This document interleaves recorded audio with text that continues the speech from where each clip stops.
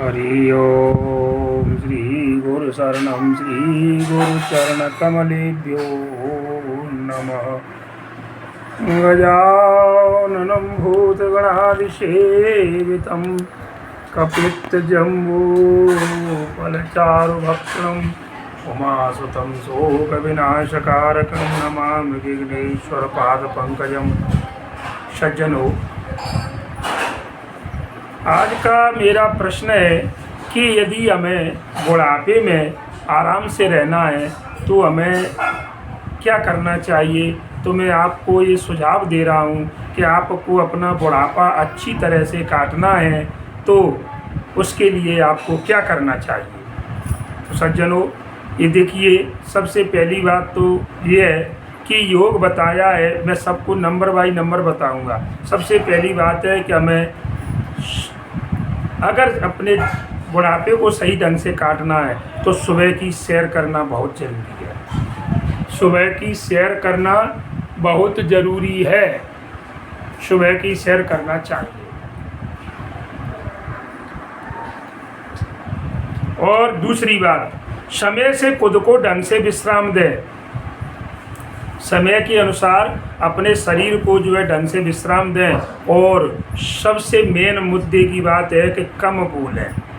देखिए महाराज, हाँ, कहते हैं कि एक कहावत है, देसी कहावत है कि बड़ा कौर दे ले लेकिन बड़ा बोल नहीं बोलना चाहिए। तो मनुष्य को चाहिए कि हमें अगर बुढ़ापे में सुखी रहना है तो कम बोलना चाहिए। तीसरी बात, सुखी और निरोगी रहिए। देखिए, कोई भी चीज़ की संसार में कमी बेसी होती रहती है। अगर परिवार है लेकिन उसमें दुखी मत होइए, सुखी रहिए और निरोगी रहिए। पहला सुख निरोगी काया। खाने पीने में संतोष रखें, जैसा मिले वैसा खाएं, अपने शरीर को स्वस्थ रखें, टेंशन से बचें। तो खाने पीने में संतोष रखें सज्जनों। अगला पांचवा बिंदु है कि प्रभु का स्मरण हमेशा किया करें।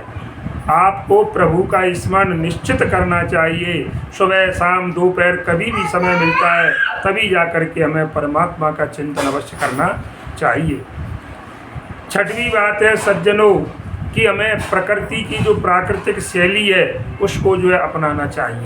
प्रकृति का खुलकर आनंद लेना चाहिए और जिससे हमारा शरीर स्वस्थ रहेगा। और जब पहला मैंने बता दिया अभी कि आपको पहला सुख निरोगी काया बताई गई है। और अधिकांश लोगों में ये बात होती है महाराज, अगर उनकी मनचाही वस्तु उन्हें न मिलती है तो उनको क्रोध आ जाता है। तो हमें चाहिए कि हमें अगर कोई वस्तु अपने मन की इच्छित वस्तु न मिल पा रही हो तो हमें क्रोध नहीं करना चाहिए, क्योंकि क्रोध पाप की जड़ है और क्रोध मनुष्य में आपस में जो है फिर उसका जीवन नारकीय जीवन है, समझ लो आप। आठवीं बात सज्जनों कि अपनी इच्छा पूर्ण कराने की कोशिश कभी नहीं करना चाहिए मनुष्य को।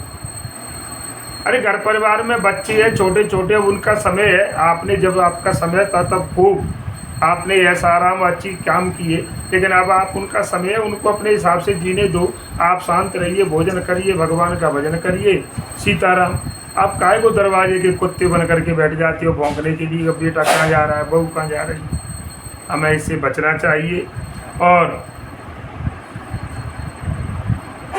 9वां पॉइंट है सज्जनों कि हमें अपनी धन संपत्ति का बार बार जो है वो बखान नहीं करना चाहिए कि मेरे पास इतना धन संपत्ति है, मेरे पास ये है। इसका भी धन वर्णन ज़्यादा करना ये आपके लिए खतरे से खाली नहीं है। 10वां बिंदु है सज्जनों कि अपने परिवार की समस्याओं को दूसरों के सामने न रखें। आजकल सबसे बड़ी समस्या है, अगर कोई मेहमान घर पे आ जाता है, सब लोग घर के अंदर हैं और बाबा बैठे हैं बाहर खटिया पर कमरे में, तो बैठ के भैया है उससे अपने घर की पूरी बात, बेटा के लड़का ऐसे, बहू ऐसे करती है, मुझको इस प्रकार परेशान करती हैं।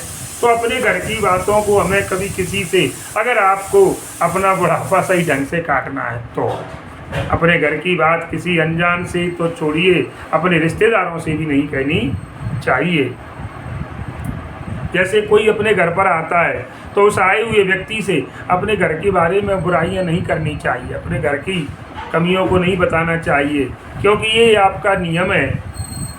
और सज्जनों, अगला 12वां बिंदु है कि अपने स्वास्थ्य के अनुसार घर के कामों में आप सहयोग भी करें। अरे ऐसा नहीं कि खा के और पड़े रहोगे तो और बीमार होगे, थोड़ा चलिए फिरिए, घर में बगीचा है, बाहर खेत में चले जाइए, थोड़ा सा काम करिए। गैया भैया को देख करके कल्ला बेटा लाठी लेकर मैं जा रहा हूँ, तो थोड़ा चलोगे फिरोगे, आपका स्वास्थ्य रहेगा। तो आपको भी थोड़ा सा घर के सहयोग, जैसे आपकी क्षमता है उसके अनुसार आपको कार्य करना चाहिए सज्जनों। तो क्या होगा, जिससे अगर नियमित रूप से, और अगला बिंदु सज्जनों में आपको बताने जा रहा हूँ कि अपने स्वास्थ्य के अनुसार मैंने बताया, और बुढ़ापे में कष्ट को कर्म फल समझ करके और खुशी खुशी सहन करना चाहिए। अगर बुढ़ापे में कोई कष्ट आ भी जाता है तो आप उसको समझ लीजिए हमारा पूर्वार्ध है जी, हमें परमात्मा ने हमारे कर्म के अनुसार हमें दंड दिया है, लेकिन उस दंड को हम अपने घर वालों पर, अपनी बीवी बच्चों पर, अपने सब किसी के ऊपर न थोपें, रिश्तेदारों पर, इसे परमात्मा का प्रसाद समझ करके हमें उसे ग्रहण करना चाहिए सज्जनों। तो बुढ़ापे में सबसे बड़ा संकट होता है। और बस लास्ट में आपको ये भी विचार करना है, क्योंकि आप अब काम तो कुछ कर नहीं सकते, सख्त हो, एक जगह बैठे हैं, माने ज़्यादा जैसे कठिनाई का काम, लेकिन आपको घर के लोगों से ये आशा नहीं करना चाहिए कि जी हर काम को हमसे पूछ करके करें। अरे भैया, तुम्हारा पूछने का समय था, अब ठीक है, उनको अपने हिसाब से, अब तुम तो किसी काम के नहीं रहे, बैठिए, आनंद करो, भगवान का भजन करो, लेकिन नहीं साहब। तो इसलिए अगर आपको सुखी रहना है तो ये उम्मीद न करें कि हर काम हमसे पूछ करके किया जाए। और सज्जनों, सही खान पान अपनाएं। 15वां बिंदु, आपको अपने खाने पीने पर बिल्कुल ध्यान देना चाहिए। जो चीज़ का हमें पता है कि चीज़ हमें खाने में परेशान करती है, नुकसान करती है शरीर में, तो बुढ़ापे में सही खान पान रखोगे तो ही आप सही रहोगे। और अधिक से अधिक हमें अपने भोजन में जो पौष्टिक तत्व है, प्रोटीन, विटामिन, कार्बोहाइड्रेट महाराज, और इनको शामिल करें। और जो वैसी चीज़ें हैं जैसे गलिष्ठ भोजन, जैसे तेल है, चीनी है, ज़्यादा नमकीन नमक की चीज़ है, वसा वाली चीज़ें हैं, घी की बनी हुई चीज़ है, ऐसे भोजन को खाने से बचें। तब आप सादा दाल रोटी, दलिया, दूध, इन चीज़ों का सेवन करें। जीव का जो स्वाद है इसे बुढ़ापे में बंद कर दें, और नहीं तो महाराज कोई उठाने नहीं आएगा खटिया में। अगला बिंदु है सज्जनों, आप जरा ध्यान से सुनते रहिए, अगर इनको आप सुनोगे तो आपके जीवन में बुढ़ापे में कभी कष्ट नहीं होगा, आपको अपने बच्चों से शिकायत नहीं होगी। और अपना स्वस्थ और अच्छा व्यवहार बनाएं। स्वस्थ व्यवहार के लिए आपको क्या करना पड़ेगा, आपको नियमित नींद लेनी पड़ेगी, जिससे कि आपको तनाव पैदा न हो। जो लोग रात में जग जाते हैं, ढंग से सो नहीं पाते, तो सुबह उठते हैं तो उनको कोंचड़ मारे ऐसा लगता है कि किसी को खाने के लिए दौड़ते हैं। इसलिए कहने का मतलब है, समय से सोएं, समय से उठें, अपने शरीर की देखभाल खुद करना चाहिए। और 17वां बिंदु है सज्जनों कि भले ही हम बुढ़ापे में हैं, लेकिन जैसा छोटा मोटा व्यायाम हमें नित्य प्रति करना चाहिए। माने हमारे अंदर पैरों में सामर्थ्य है चलने फिरने की, तो हमें घूमना चाहिए, टहलना चाहिए, यही तो व्यायाम है। इससे शरीर की क्या होगी, हमारी संरचना जो होती है सज्जनों बड़ी मजबूत हो जाती है, और मांसपेशियाँ आपके विरोध में कोई कार्य नहीं करती।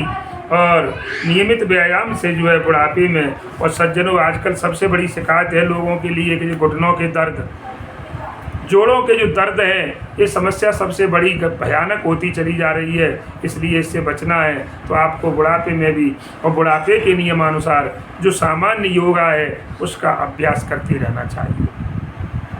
और इस बात को मत भूलिए आप, अगले बिंदु में 18वां बिंदु बता रहा हूँ मैं महाराज, कि ध्यान रखना चाहिए आपको कि प्रभु की कृपा से हमें सब कुछ प्राप्त हुआ है। बड़े भाग्य मानुष तन पावा, प्रभु की कृपा से ये शरीर प्राप्त हुआ है। और हम क्या लाए थे, खाली हाथ आए थे, और जाएंगे उस दिन भी खाली हाथ जाएंगे।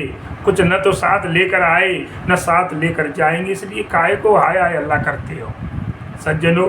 इसलिए अपने जीवन को सही ढंग से जीवन बिताना है तो बिल्कुल चिल्ला चोट को छोड़ दो, और अपने अगला बिंदु महाराज कि अपने जो दोस्त हैं, अपने परिवार के लोग हैं, इनसे संपर्क बनाए रखें, क्योंकि बुढ़ापे में एकांतपन और अकेलापन ये ऐसी आम बात होगा। आजकल के नियम है कि आजकल के जो बच्चे हैं बुढ़ापे में बाबा अकेले डले रहे दो, उनके पास कोई नहीं बैठता, क्योंकि बाबा बैठने नहीं देते, पहुँचड़ लगाते हैं, उल्टा सीधा बोलते हैं, तुमने ये नहीं किया, तू वहाँ नहीं गया, अरे तुम्हें क्या करना है। इसलिए इससे बचने के लिए सज्जनों, आप अपने दोस्तों से, आप अपने परिवार के जो है लोगों से संपर्क बनाए रखें, जिससे कि वे भी खुश रहें और आप भी खुश, और उनसे बातचीत बना करके रखिए, उनसे बातचीत करते रहिए अच्छी सुंदर, जिससे कि दोनों कोई प्रसन्नता बनी रहे। सज्जनों, आगे के बिंदु बताता हूँ। बुढ़ापे में मनोरंजन का सबसे स्वस्थ विकल्प हो सकता है, इसलिए आपका मन खुश रहे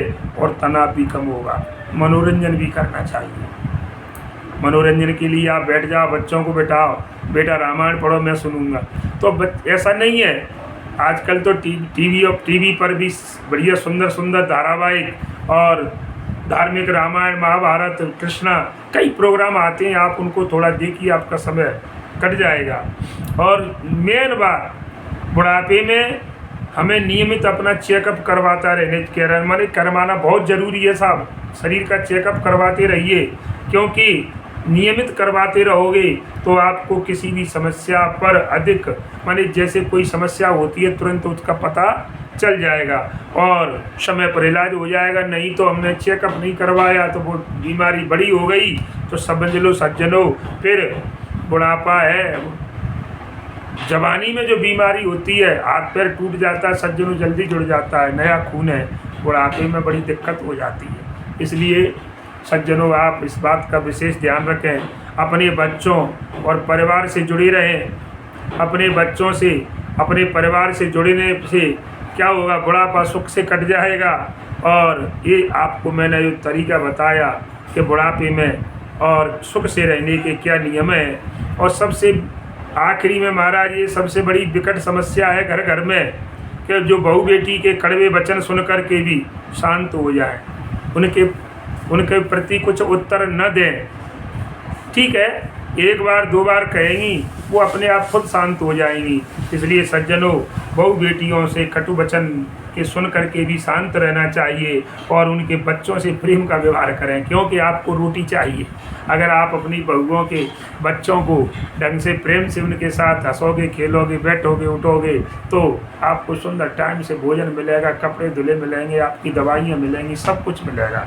सज्जनों, तो मैंने आपको बुढ़ापे में स्वस्थ रहने के जो नियम थे, इन सुझावों का अगर आप पालन करोगे तो आप जीवन में अपने बुढ़ापे को आराम से काट सकते हो सज्जनों। और मैंने जो आपके लिए ये कुछ बिंदु बताए कि बुढ़ापे में और आराम से रहने के लिए हमें क्या करना चाहिए, हमारे लिए क्या सुझाव हैं।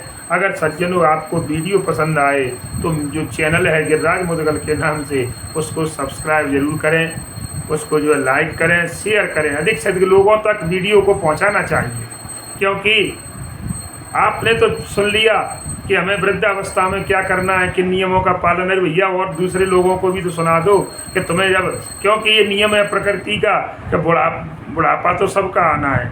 इसलिए हमने सुन लिया तो भैया और भी अपने जान पहचान के यार मित्र दोस्तों को, रिश्तेदारों को भी ये सूचना हमें पहुंचा देनी चाहिए कि बुढ़ापे के लिए हमें किन किन बिंदुओं का पालन करना चाहिए। राधे राधे, जय कृष्णा, जय श्री कृष्णा। सज्जनों, ध्यान रखिए और सीताराम बोलो, सीताराम सीताराम।